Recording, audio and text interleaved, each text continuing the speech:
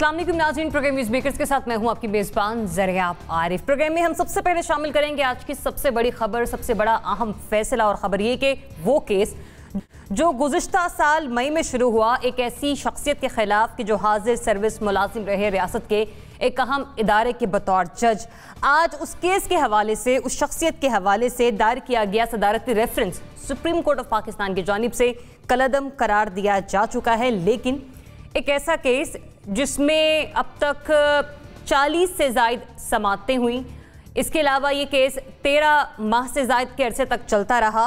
और इस केस के हवाले से अगर हम बात करें तो कानूनी दावपेश को मद्देनजर रखते हुए 2 अहम हुकूमती शख्सियात अपने ओहदों से मुस्ताफ़ी भी हुई। तो जिस वक्त इस केस का फैसला आया वो सबके सामने है। अभी एक मुख्तसर सा फैसला आया है जबकि इस पर तफसीली फैसला आना बाकी है, और लिहाजा हम ये भी देख रहे हैं कि इस केस के हवाले से अभी तक हुकूमत का कोई मौक़िफ़ मंजर-ए-आम पर नहीं आ सका है।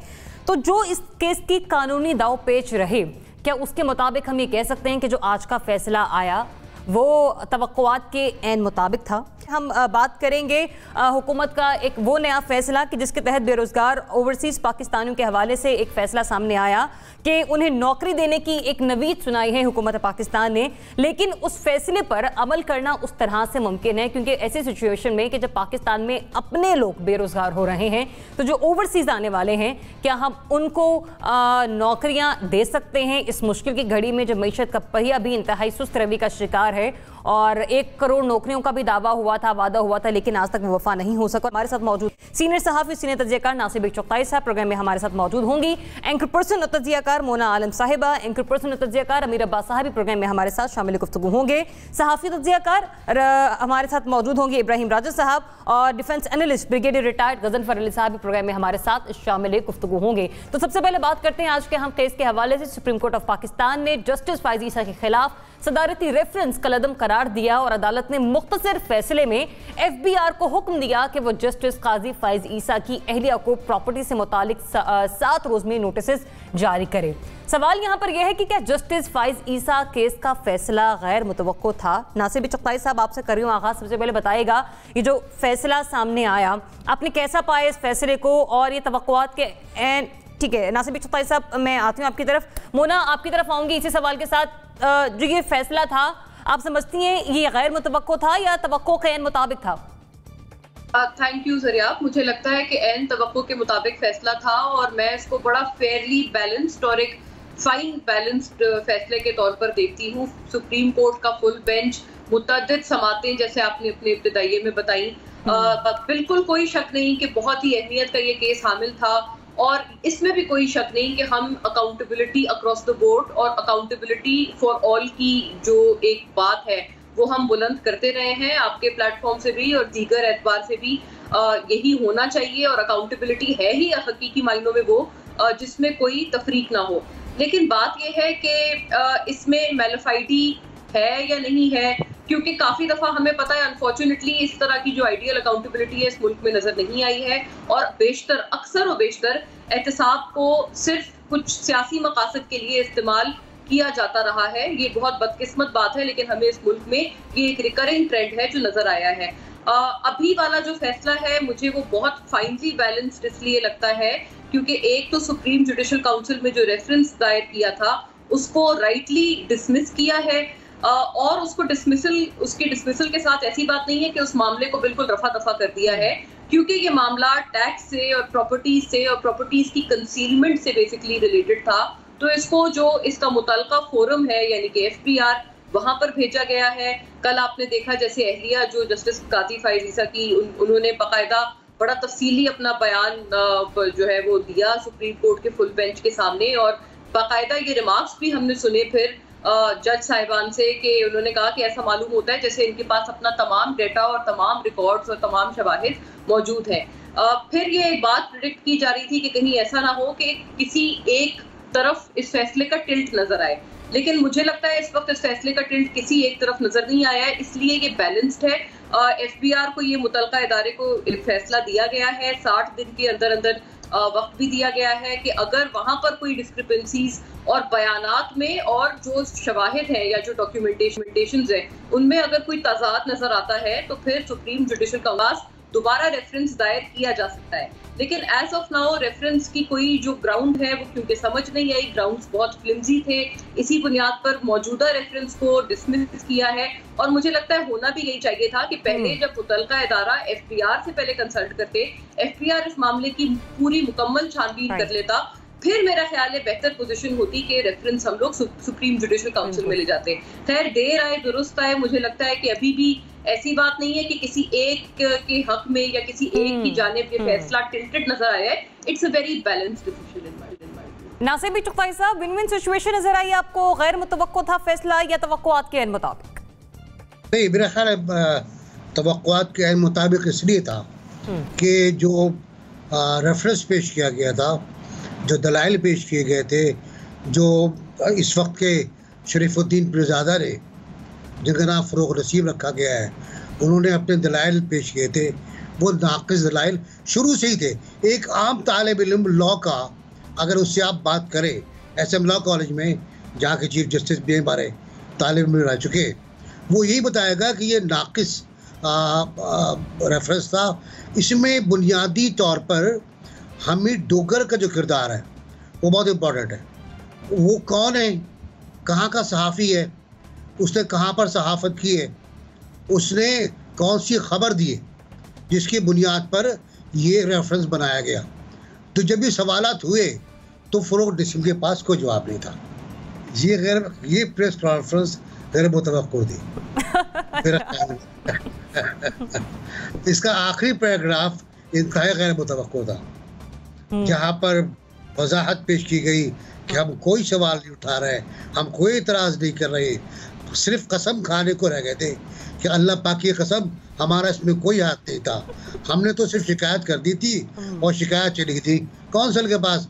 अब जज जाने, कौंसल जाने और फलां जाने। लेकिन मेरा ख्याल एक अच्छा जेस्चर शो किया है शहजाद अकबर साहब ने 3 रुकनी कमेटी के इजलास के बाद, जो इजलास प्राइम मिनिस्टर ने प्रिजाइड किया, गालिबन वहीं तय हुआ होगा कि भाई छक्के नहीं मारना, कोई बात ज़्यादा नहीं करना, कुछ उछल कूद नहीं करना। बाबर अवान ने गालिबन ये मशवरा दिया होगा कि नो उछल कूद एट ऑल, और वरना बहुत बुरा होगा, और वाकई बहुत बुरा होता। तो इसमें शिबली साहब तो बेचारे हमारे मास्क लगाए हुए चुपचाप बैठे रहे, मुझे तरस आता है उनके ऊपर बहुत ज़्यादा। लेकिन इन्होंने शहजाद अकबर साहब ने एक तो पूरा फैसला पढ़ के सुनाया, और फिर आखिर में जो कुछ कहा वो मुझे अच्छा लगा कि बस हो गया, अब मुस्तकबिल में हमारी रहनुमाई हासिल होगी हमको इस फैसले से।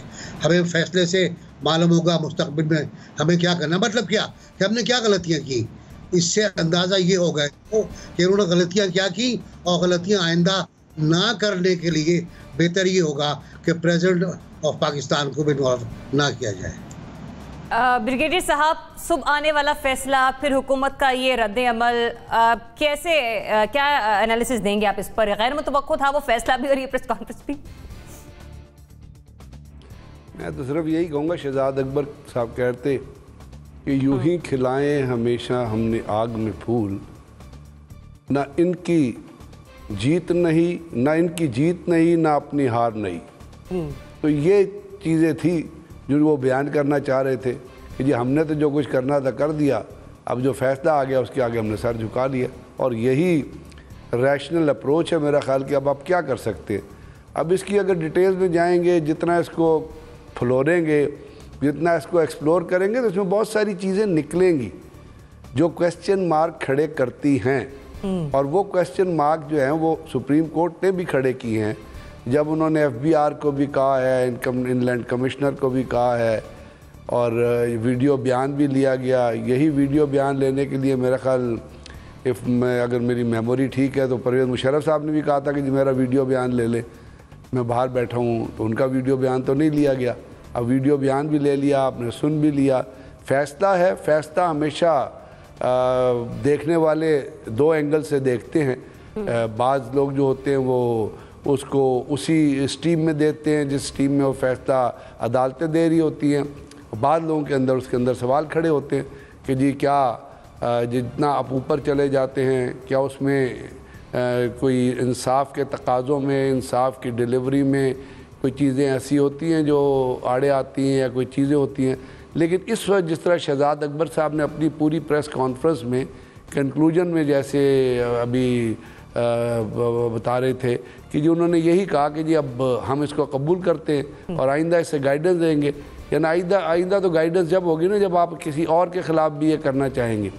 लेकिन एक चीज़ ज़रूर हुई है, वो मैं ज़रूर कहूँगा कि कम से कम बाज़ ऐसी चीज़ें, जैसे इससे पहले आर्मी चीफ़ का आपने देखा जो उनकी एक्सटेंशन के ऊपर जिस तरह सुप्रीम कोर्ट में डिस्कशन हुई और फिर इतने दिन वो चला तो वो भी कोर्ट में आ गए। तो अब एक उस तरह से आप देखें तो इस दफ़ा काजी फ़ाइज़ ईसा साहब भी सुप्रीम कोर्ट के जा गए, उन पर भी सवाल उठा तो उनके ऊपर भी एक पूरी की प्रोसीडिंग चली।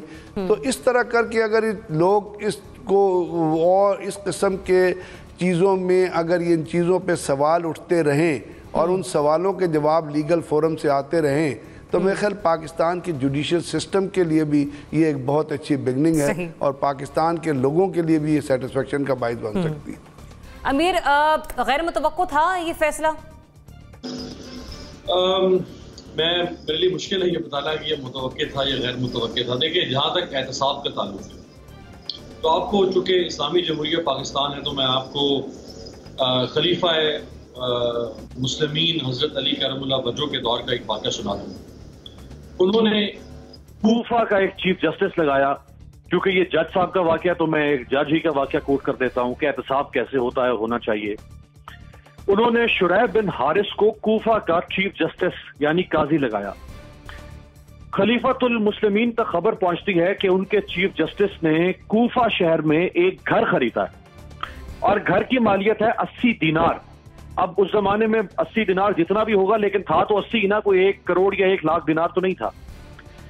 और वो जो घर खरीदा है वो बहुत पुरतायुश घर है और वो चीफ जस्टिस के मनसब या उसकी जरूरत के तकाजों से बहुत बड़ा है, यानी उसको इतना बड़ा घर खरीदने की जरूरत नहीं थी।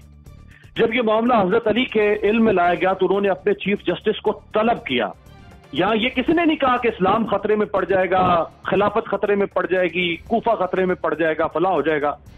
उन्होंने तलब किया और उससे पूछा कि मेरे पास वो सेल डीड भी मौजूद है, भाई साहब, जिस सेल डीड पर गवाहों के दस्तखत हैं और ये घर आपने खरीदा है, बताएं इसमें क्या सदाकत है।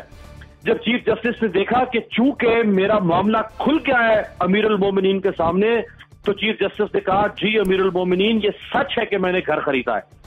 उसके बाद फिर हजरत अली ने एक इंतहाई फसीह बलीग खुतबा दिया और उसको डराया कि तुमने ये जो घर खरीदा है, ये घर जब आखिरत में क़यामत, जब मौत तुम्हें दबोचेगी आके, तो ये घर तुम्हारे साथ नहीं जाएगा और ये जिन गवाहों ने दस्तखत किए वो गवाह तुम्हारे साथ नहीं जाएंगे।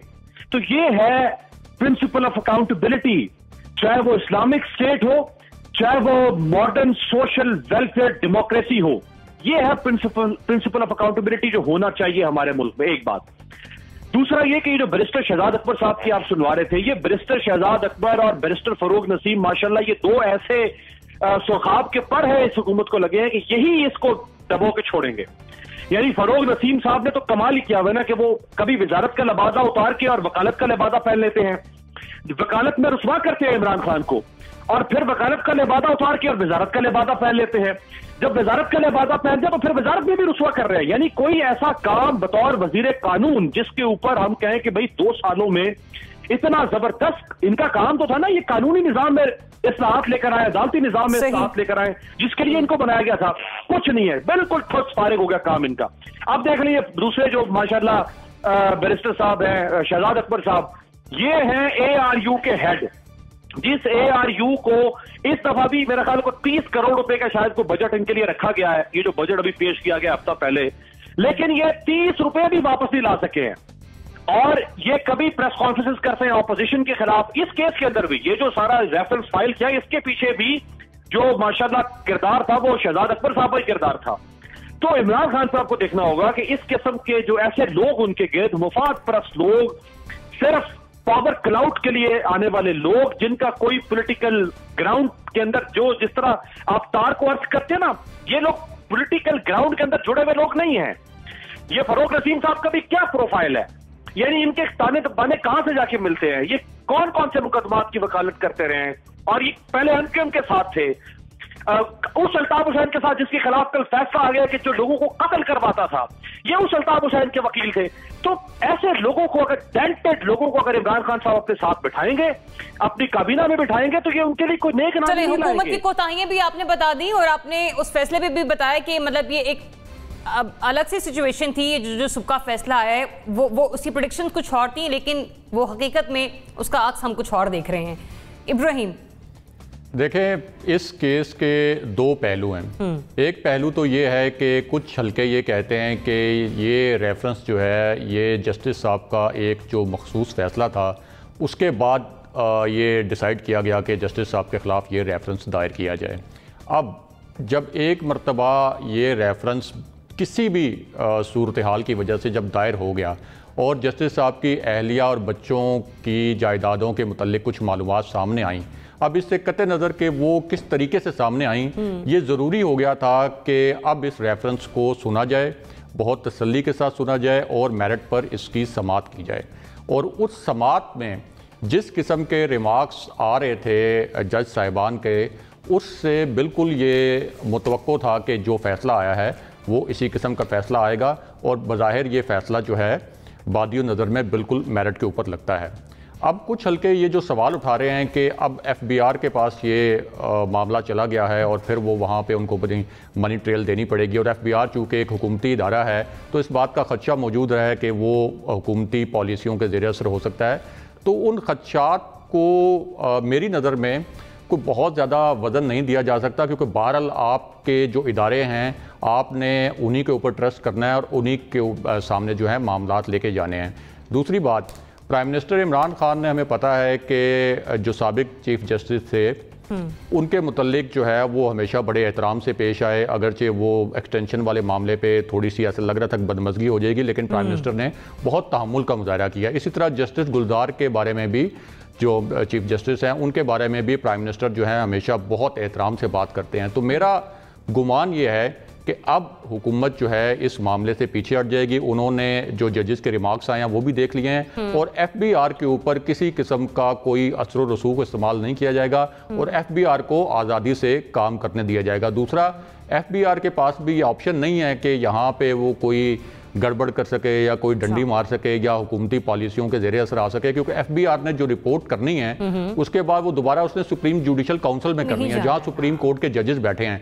और चेयरमैन FBI को भी पता है कि सुप्रीम कोर्ट के जजों के सामने, जैसे उन्होंने तो यहाँ तक भी सवाल उठा लिए थे कि पहले तो ये बताएं कि ये मालूमात आपके पास आई कैसे हैं, क्या वो तरीकाकार ठीक था जिसके तहत ये जासूसी की गई और ये मालूमात ली गई। तो इसलिए चेयरमैन FBI भी इस मामले पर बहुत मोहतात होंगे। तो मेरा गुमान ये है कि FBI के पास जब ये पूरा मनी ट्रेल वगैरह जाएगा, उसके बाद FBI जो रिपोर्ट सबमिट करेगा सुप्रीम जुडिशल काउंसिल में, तो बहुत ज्यादा मेरिट पे फैसला होगा। और ये इसको सुनना अब इसलिए जरूरी हो गया था कि ताकि ये तासुर बने कि जजेस हो, हमारी मिलिट्री हो, हमारी इंतजामिया हो, हमारी हुकूमत हो, कोई भी कानून से बालातर नहीं हो सकता। मैं भी बड़े मोहतात अंदाज में ये सेगमेंट कंक्लूड करूंगी कि अब जो मामला है वो FBI के पास जा चुका है। देखने है कि वहां से मामला एक बार फिर से सुप्रीम कोर्ट में जाएगा और सूरत हाल क्या बनती है। आगे बढ़ते हैं, बात करें हुकूमत के, वफाकी हुकूमत के एक फैसले के हवाले से कि जो ओवरसीज पाकिस्तानी हैं और उन्हें नौकरियों से बरतरफ कर दिया गया है, उनके हवाले से एक फैसला सामने आया है और इस सिलसिले में हुकूमत ने खुसूसी तौर पर पोर्टल भी कायम किया है और कहा है कि उन बेरोजगार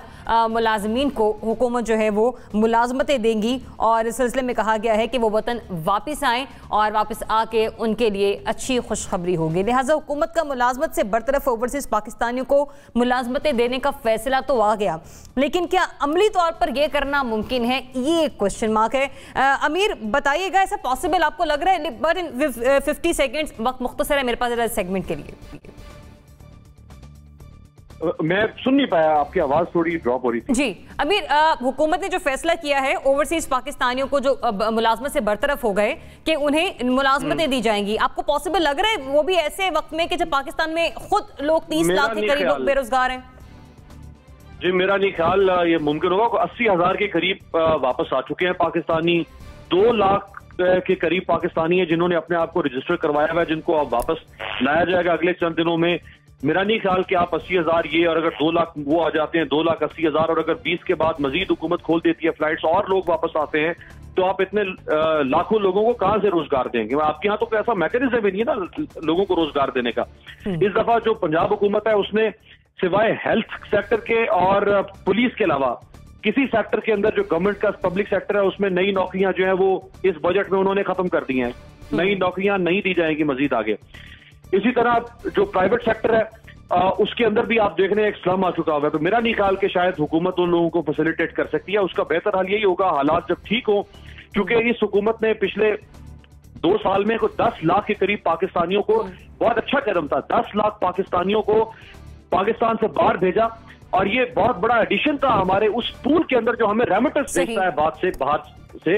लेकिन अब वो भी वापस आएंगे तो मेरा नहीं ख्याल हुकूमत संभाल सकती है। एनबीसी हाँ बिल्कुल सही कह रहे हैं। मुझे नहीं लगता कि संभाल पाएंगे, क्योंकि ऑलरेडी जो आपका अनएम्प्लॉयमेंट है ड्यू टू माशी पॉलिसी, जो खराब पॉलिसी थी हमारी, फिर कोरोना, इसके बाद जो फैली बेरोजगारी वो बहुत ख़तरनाक है। खुद प्राइम मिनिस्टर बार बार कहते रहे। फिर आप जब 3 लाख आप बाहर से लाएंगे, ये 3 लाख उस 3 महीने के बाद मज़ीद 7 या 8 लाख वापस आएंगे। तो ये तो एक आपके पास ऐसे बेरोजगार लोगों का अनुभव हो जाएगा, हुजूम हो जाएगा, जो जगह जगह मारे मारे फिर रहे होंगे, जिनके पास ना फावड़ा होगा, ना दराती होगी, ना दिहाड़ी के लिए उनके पास कोई और जरिया होगा। तो मुझे नहीं लगता, मुझे सूरत हाल ख़तरनाक लग रही है। मुझे पाकिस्तान में अनएम्प्लॉयमेंट की सूरत हाल बहुत खौफनाक लग रही है। इब्राहिम, माशी माहिरीन के मुताबिक तहरीक इंसाफ की हुकूमत आने के बाद पहले साल में 10 लाख लोग बेरोज़गार हुए और अगर ये कोरोना ना भी आता तो उनकी जो प्रिडिक्शन थी कि दूसरे साल में 20 लाख लोग मज़ीद बेरोज़गार होंगे। और अब कोरोना की सूरत हाल के बाद हुकूमत का अपना ये फिगर है कि ये खदशा है कि 80 लाख से 1 करोड़ तक पाकिस्तानी जो है ये कोरोना की सूरत हाल की वजह से बेरोज़गार हो सकता है। तो एक ऐसी सूरत हाल में जो हमारे बैरून मुल्क से पाकिस्तानी आ रहे हैं उनको मुलाजमत देने का या उनको रोज़गार देने का हुकूमत कैसे बंदोबस्त कर सकती है? तो ये बिल्कुल आउट ऑफ क्वेश्चन है, बिल्कुल मुमकिन ही नहीं है, पॉसिबल नहीं। सिर्फ इस हुकूमत के लिए नहीं, शायद बहुत जो हुकूमतें जिनकी कोई मैशत अच्छी भी होगी उनके लिए भी ये मुमकिन नहीं है कि इतनी बड़ी तादाद में लोग वापस आ जाए जहाँ पर तो उनको फिर वो मुलाजमतें दी जाए। तो ये मुमकिन नहीं लगता। फिर कहाँ स्टैंड करते हैं? Mona, very quickly. जी नामुमकिन है, बिल्कुल मैं भी सबसे मुत्तफिक हूँ। पाकिस्तान एनुअल प्लान 2020-21 के मुताबिक ये गवर्नमेंट का फिगर है कि तकरीबन 65 लाख लोग 2020-21 में अनएम्प्लॉयड मजीद होंगे। पिछले साल ये फिगर 5.8 मिलियन पे था, अब मजीद बढ़ गया है और तरक्याती बजट हमने मजीद श्रिंक किया है। हमारे पास पैसे नहीं है तो ये तरक्याती बजट नहीं है तो मईशत का पहिया नहीं चलेगा। मईशत का पहिया नहीं चलेगा तो कोई एम्प्लॉयमेंट अपॉर्चुनिटी आपके मुल्क में, वैसे आपकी अपनी पॉपुलेशन को केटर कर ले तो बड़ी बात है। इस वक्त एक अनएम्प्लॉयमेंट का समंदर जिसका खदशा गवर्नमेंट की अपनी रिपोर्ट्स बता रही है, उसको आप संभाल लें तो बड़ी बात है। ये बहुत एम्बिशियस टारगेट है, अच्छी सोच है, लेकिन अफसोस के साथ मुमकिन नहीं है। ब्रिगेडियर साहब, पाकिस्तान स्टील मिल को आप प्राइवेटाइज करने का सोच रहे हैं, वहाँ के लोगों के लिए तनख्वाहें देने के लिए नहीं है, और जो पाकिस्तान स्टील मिल के मुलाजिम हैं वो फारिग हो रहे हैं। कल की रिपोर्ट दुनिया की वर्ल्ड बैंक ये कहती है कि पाकिस्तान की मईशत जो है वो भूटान से थोड़ी बेहतर है। अब ये कंपल्शंस जो हैं ये इंटरनल भी हैं और ये कंपल्शन एक्सटर्नल भी हैं कि आपका ना एक्सपोर्ट है ना इम्पोर्ट है, और एक्सपोर्ट इम्पोर्ट डेफिसिट भी आपको पता है कहाँ खड़ा हुआ है। यहाँ पे यूनिट्स बंद हो रहे हैं, पब्लिक सेक्टर में भी बंद हो रहे हैं, प्राइवेट सेक्टर में भी बंद हो रहे हैं। हालांकि इमरान खान की at the cost of corona एक कोशिश तो रही है कि आपकी मिड लेवल पे माशियात का पहिया जो है वो चलता रहे। तो मेरे ख्याल में अगर ये 12-12 हज़ार रुपये ख़ानदान को जो देते हैं उस तमाम को एक आदमी को देने के बजाय उस तमाम पैसे को जमा करके, जो अगर आप 3 लाख लोगों को या 4 लाख लोगों को दे रहे हैं और 12,000 से मल्टीप्लाई करें, तो आपको अगर छोटी सी मिड टर्म इंडस्ट्री लगा दें, मिड लेवल इंडस्ट्री लगा दें, कोई मीडियम इंडस्ट्री लगा दें, तो शायद हो सकता है उसमें कुछ लोग खप जाएं। लेकिन उसके लिए भी आपको टाइम की और वक्त की ज़रूरत है, और वक्त इस वक्त जो है माशी तौर पे वो इस बीमारी की वजह से और कुछ आपके जो पुराने कर्जे थे उनकी वजह से वक्त इस वक्त पाकिस्तान की माशियत के साथ नहीं है। तो मेरे ख्याल उस हिसाब से जो है इतने लोगों को खपाना मुश्किल होगा। मतलब अंदाजा लगा ले, जहां सरकारी कंपनियों की निजकारी हो रही हो वहां बाहर से वापस आए लोगों को मुलाजमतें देना मुमकिन दिखाई नहीं दे रहा है। इसी के साथ ही नाज़रीन मुझे मेहमानों को दीजिए अल्लाह हाफिज।